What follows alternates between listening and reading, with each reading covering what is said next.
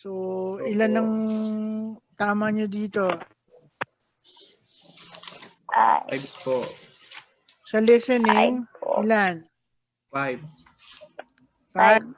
Wow. Kayo tatlo, 5? Ha? Opo. 4 Okay, lang so ang sa akin, ma'am. 4 lang po. 4 lang 4 lang sa'yo. po ang Bakit? akin dun sa una.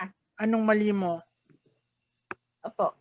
Anong mali mo dyan? Yun pong number 5. Number Number 5 5. po. Bakit? Anong sagot mo? Ang sagot ko po ay yung number 4. Hindi ko pa masyado putol-putol po eh.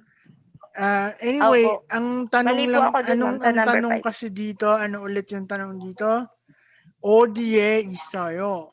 No. Opo. 동생이, if I'm not mistaken, 동생이 어디에 있어요?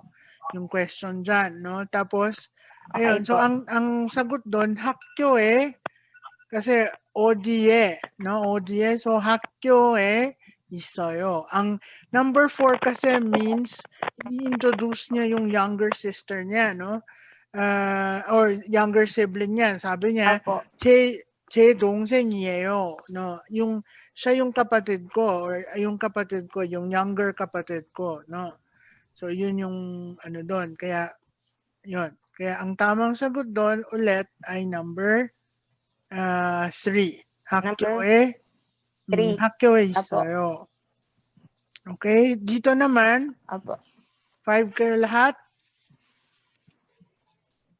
Opo. Okay. 5 po ako dyan, ma'am. 5 ka dito. Opo. Okay. So, 5 ka dito, kaya, okay. Wala naman kayong question dito? Wala naman po. Wala. Ayan Okay. naman po. Sige, very good. No. So,